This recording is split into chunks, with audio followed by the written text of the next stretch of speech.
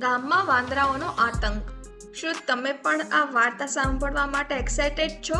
તો ચલો વાર્તા શરૂ કરીએ. એક હતું સુંદર શાંત ગામ. નામ હતું હરિયાળું. ચારે બાજુ લીલાછમ ખેતરો, વહેતી નદીઓ અને પહાડોની હરિયાળીથી ઘેરાયેલું. ગામ લોકો ભોળા, મહેનતુ અને એકબીજા સાથે હળી મળીને રહેનારા. સવાર પડે ને પંખીઓના કલરવથી આખું ગામ જાગી ઉઠે. ખેડૂતો પોતાના ખેતરે જાય, સ્ત્રીઓ ઘરકામ અને પશુઓની સંભાળ રાખે, બાળકો શાળાએ જાય અને સાંજે ભેગા મળીને રમે. જીવન સાદું હતું, પણ સુખ અને સંતોષથી ભરાયેલું હતું. કોઈને કશી ચિંતા નહોતી.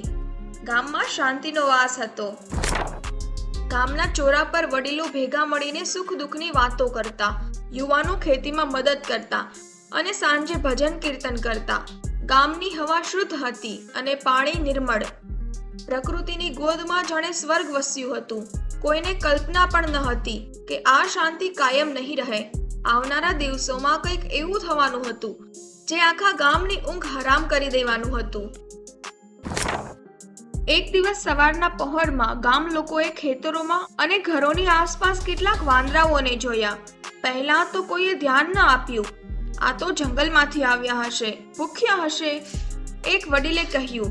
પણ ધીમે ધીમે વાંદરાઓની સંખ્યા વધવા લાગી અને તેમની હરકતો પણ બદલાવા લાગી.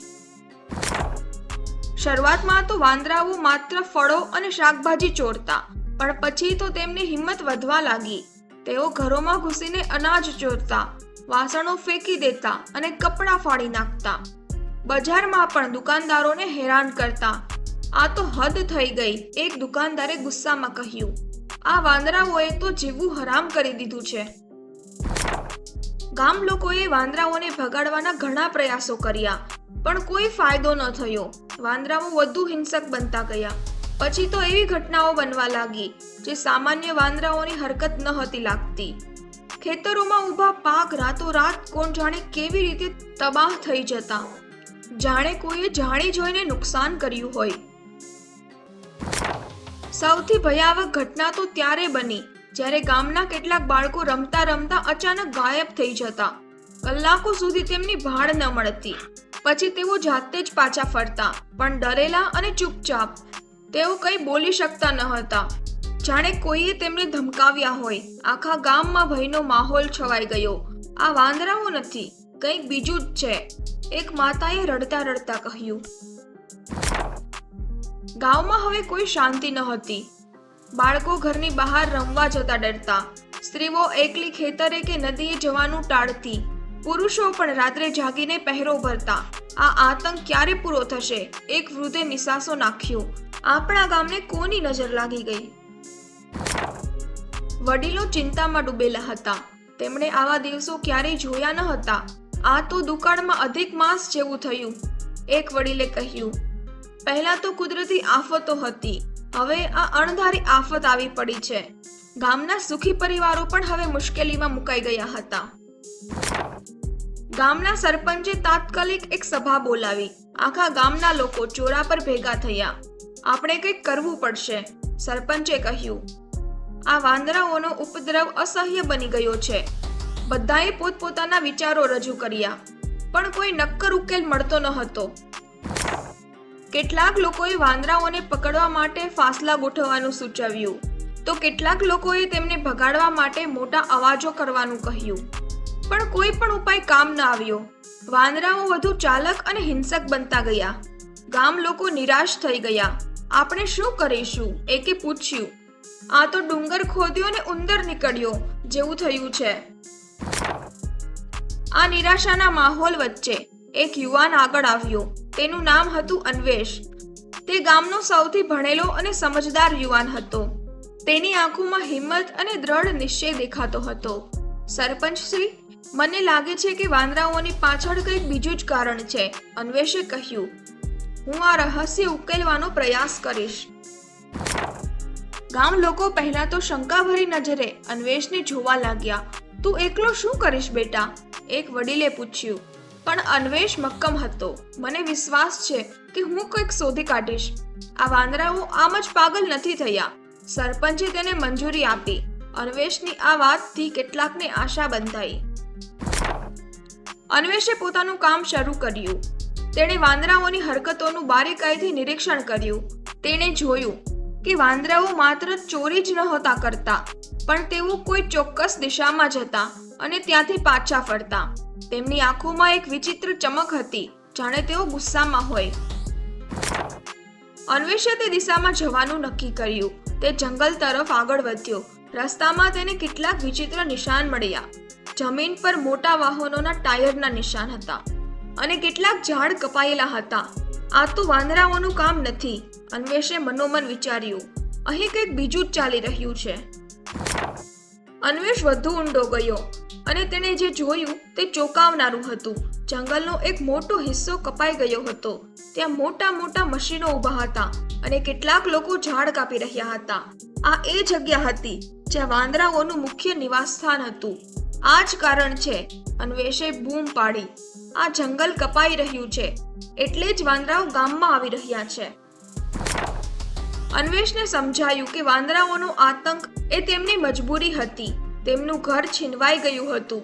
તેમના ખોરાકના સ્ત્રોત નષ્ટ થઈ ગયા હતા. તેઓ ભૂખ્યા હતા, ભયભીત હતા અને ગુસ્સામાં હતા. આ બધું માનવીય લોભનું પરિણામ હતું.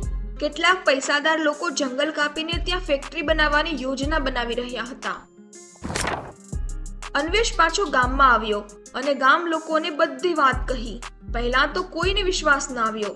આ વાંદરાઓ આપણને હેરાન કરે છે અને તું તેમની તરફેણ કરે છે, એકે ગુસ્સામાં કહ્યું. પણ અન્વેષે તેમને સમજાવ્યું કે વાંદરાઓ દુશ્મન નથી, તેઓ પીડિત છે. આપણે જેવું વાવો તેવું લણો એ કહેવત ભૂલી ગયા છીએ, તેણે કહ્યું.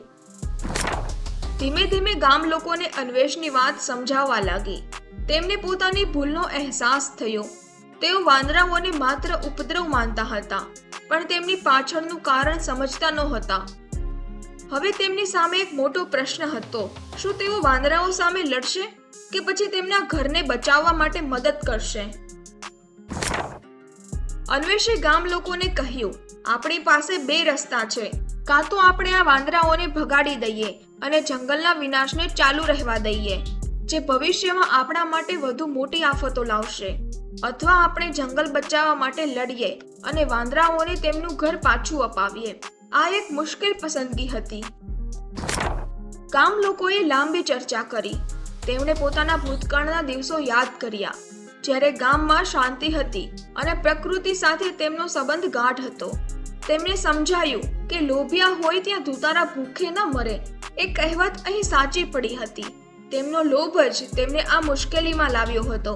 અંતે તેમણે એક અવાજે નિર્ણય લીધો. ગામ લોકો અન્વેષની આગેવાની હેઠળ જંગલ તરફ ગયા. તેમણે ઝાડ કાપતા લોકોને રોક્યા. પહેલા તો તેઓ ગુસ્સે થયા, પણ ગામ લોકોની એકતા અને દ્રઢતા જોઈને તેમને પીછેહટ કરવી પડી. આ જંગલ અમારું છે અને અમે તેને બચાવીશું, અન્વેષે કહ્યું. ગામ લોકોએ ભેગા મળીને જંગલના કપાયેલા ભાગમાં નવા વૃક્ષો વાવવાનું શરૂ કર્યું. બાળકો પણ આ કામમાં જોડાયા. તેઓ વાંદરાઓ માટે ફળો અને ખોરાક મૂકવા લાગ્યા. ધીમે ધીમે વાંદરાઓનો ગુસ્સો શાંત થવા લાગ્યો. તેઓ ફરીથી પોતાના કુદરતી નિવાસસ્થાન તરફ પાછા ફરવા લાગ્યા. થોડા જ સમયમાં જંગલ ફરીથી હરિયાળું બનવા લાગ્યું. વાંદરાઓનો ઉપદ્રવ સંપૂર્ણપણે બંધ થઈ ગયો. ગામમાં ફરીથી શાંતિ અને સુખ પાછા ફર્યા. બાળકો ફરીથી નિર્ભયપણે રમવા લાગ્યા. ખેડૂતોના ખેતરો પણ ફરીથી લહેરાવા લાગ્યા.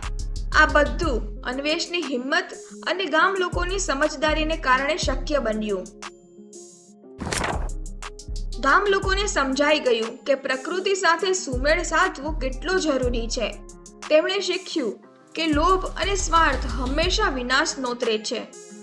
આપણે પ્રકૃતિનો આદર કરીશું તો જ તે આપણને સુખ આપશે.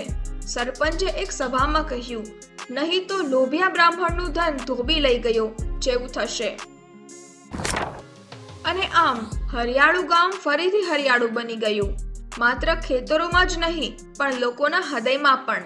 તેમને સાચી શાંતિ અને સુખનો અર્થ સમજાયો.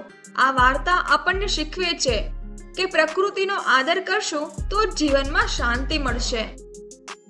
તો આ વાર્તા તમને કેવી લાગી કમેન્ટ બોક્સમાં જરૂરથી જણાવજો અને આવી જ અદ્ભુત વાર્તાઓ સાંભળવા માટે અત્યારે જ ચેનલને સબસ્ક્રાઇબ કરી લેજો કેમ કે આપણાથી એક પણ વાર્તા મિસ ના થાય. થેન્ક યુ સો મચ આ વાર્તા અંત સુધી સાંભળવા માટે.